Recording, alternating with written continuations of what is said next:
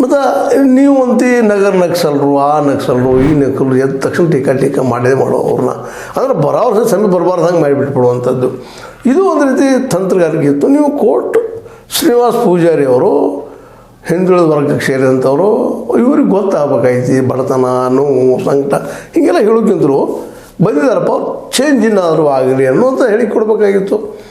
But ಟೀಕೆ ಮಾಡಲಿ ಇಲ್ಲಂತಲ್ಲ. ಅವ್ರು ಇನ್ನೊಂದು ಶಸ್ತ್ರಾಸ್ತ್ರ ನಾವು ನೋಡ್ರಿ ಮಾಡಲಿ ಮತ್ತೇನಿದ್ರು ಹೇಳಿ. ಮತ್ತು ಜೊತೆಗೆ ಅವ್ರಿಗೆ ಮುಖ್ಯವಾಗಿ ತರಬೇಕಾಗಿತ್ತಪ್ಪ ಅಂತಂದ್ರೆ ಏನಾದರೂ ಸಾಹಸ ಮಾಡಬೇಕಾಗ್ತದೆ ರೀ, ಯಾರಾದರೂ ಒಬ್ಬರು ಇನಿಷಿಯೇಟ್ ಮಾಡಬೇಕಾಗ್ತದೆ. ಇವ್ರ ಸಲುವಾಗಿನ ನಮ್ಮ ಗೌರಿ ಲಂಕೇಶ್ವರ ಹತ್ಯೆನೂ ಆದರೂ ನಿಮಗೆ ಗೊತ್ತದ. ಒಬ್ಬ ರೈಟ್ ವಿಂಗ್ ಅತಿ ಉಗ್ರವಾದಿಗಳು ಪಾಪ ಅವ್ರನ್ನ ಕೊಲೆ ಮಾಡಿ ಹೋಗೋರು.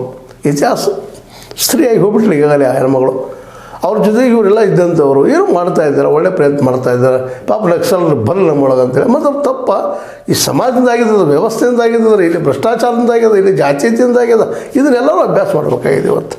ಆ ದಿಶೆಯಲ್ಲಿ ನಮ್ಮ ಪ್ರಹ್ಲಾದ್ ಜೋಶಿ ಅವರು ಸಹಿತ ಎಂಥ ಮಾತಾಡ್ತಾರೆ ನೋಡ್ರಿ, ರಾಜ್ಯದಲ್ಲಿ ನಕ್ಸಲರ ಶರಣಾಗತಿ ತರಾತುರಿಯಿಂದ ನಡೆಯಿತು ಎಂಬ ಭಾವನೆ ಹಲವರಲ್ಲಿದ್ದು ಪ್ರಶ್ನೆಗಳಿಗೆ ಹುಟ್ಟು ಹಾಕಿದೆ. ಶರಣಾದ ನಕ್ಸಲರು ಎಷ್ಟು ಶಸ್ತ್ರಾಸ್ತ್ರ ಒಪ್ಪಿಸಿದ್ದಾರೆ ಎಂಬ ಮಾಹಿತಿಯನ್ನು ಜನರಿಗೆ ಮುಖ್ಯಮಂತ್ರಿ ನೀಡಲಿ.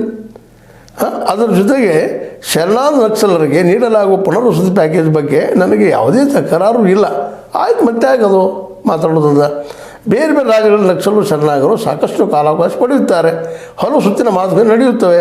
ಆದರೆ ಇಲ್ಲಿ ಮುಖ್ಯಮಂತ್ರಿ ಅವರು ಶರಣಾಗುವುದು ಪ್ರಕಟಿಸಿದ 1 ವಾರದಲ್ಲಿ ನಕ್ಸಲರು ಬಂದು ಶರಣಾಗಿ ಎಲ್ಲವೂ ಮುಗಿಯುತ್ತದೆ ಎಂದರೆ ಸಂಶಯ ಮೂಡುತ್ತದೆ. ಇದಕ್ಕೆ ಪೂರ್ವದಲ್ಲಿ ನಡೆದರೆ ಇದು ಮುಖ್ಯಮಂತ್ರಿಯವರು ಮಕಾನಲ್ಲಿ ಬಂದಿರಲಿಲ್ಲ ಅವರು. ಹೌದು, ಮುಖ್ಯಮಂತ್ರಿ ಸಮಯ ಇರ್ಬೋದು, ಪ್ರಯತ್ನ ನಡೆದ. ಈಗ ಹೇಳಿಲ್ಲ ಶಾಂತಿಗಾಗಿ ವೇದಿಕೆ, ಇವರು ನಿರಂತರ ಸಂಪರ್ಕದಲ್ಲಿದ್ದಾರೆ.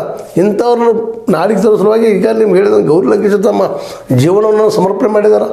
ಒಂದಿನದಲ್ಲಿ ನಡೆದಂಥದ್ದಲ್ಲ, ಸುಲಭ